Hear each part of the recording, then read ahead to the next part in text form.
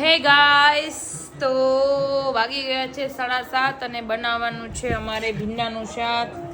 અને મને આજે હેલ્પ કરાવે છે ક્રીવા, અને ક્રીવા ફોલી રહી છે લસણ. અને ક્રીવા, મજા આવે છે? હા. શું કરવાની છે તું આજે? આજે હું લસણ ફોલીશ અને ભીંડાનું શાક બનાવીશ. આજે ક્રીવા ભીંડાનું શાક વઘારવાની છે. આજે મમ્મા એને શીખવવાની છે, તો હું કેવી રીતે એને શીખવાડું છું ને એ જોજો, હા ને? અને પછી કોમેન્ટ કરજો કે મારી છોકરી રસોઈ બનાવી શકશે, રસોઈની મહારાણી બની શકશે કે નહીં. ઓકે, તો મેં કીધું એવી રીતે અમારા ક્રીવાબેન આજે રસોઈમાં આવી ગયા છે અને ભીંડાનું શાક બનાવે છે. અને ક્રીવાબેન નાખે છે એમાં તેલ. ક્રીવાબેન, કેટલું તેલ નાખો છો? હજી નાખવાનું થોડું. તો ક્રીવાબેને લઈ લીધું છે 5 પાવડા તેલ.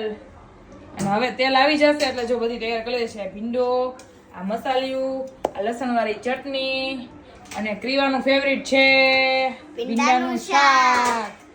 તો હમણાં ક્રીવા ભીંડાનું શાક વગાડતો જોજો. તો ગાઈઝ, તેલ આવી ગયું છે અને અમારા ક્રીવાબેન જો ચટણી ભભરાવો. ક્રીવાબેન, લસણવાળી ચટણી હો, જો એને કકડાવી પડે. ક્રીવા, હા, કેવું થાય શાક? તો મસ્તીનું થાય. આમ તીખું થાય ને, ટેસ્ટ મસ્તીનો આવે. એવું છે. ત્યારબાદ હવે આમાં નાખશે અમારા ક્રીવાબેન મસાલિયામાંથી ચટણી. હિંગ નાખાવા ધ્યાન થોડીક. અલે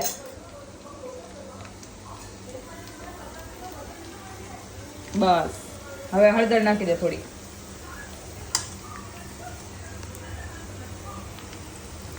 ઓકે, હવે આ ભીંડો નાખ દે.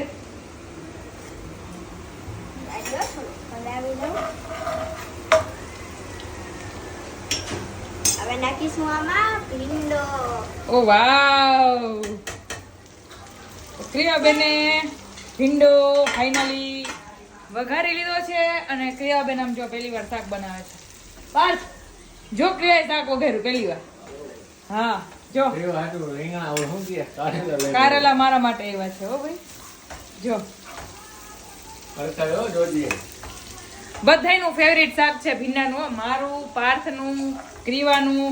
અને આજે તો સ્પેશિયલ ક્રીવાએ બનાવ્યું છે એટલે બધાને બહુ ભાવવાનું જ છે. કા ક્રીવા? ખાસ કરીને દાદાને જામ લાવવાનું બેટા.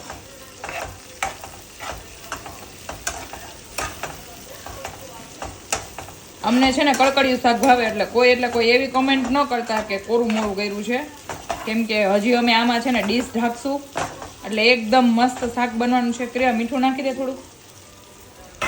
અને હા, લસણની કરી નાખવાની. નાખી દે 1 ચમચી. બસ, હજી નાખ થોડું. લાવ.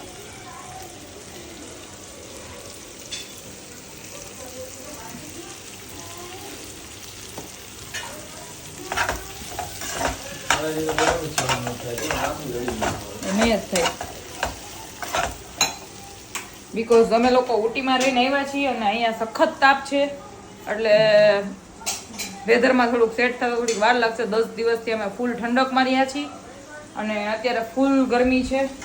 બસ ક્રીવા, હવે લીડ ઢાંકી દે.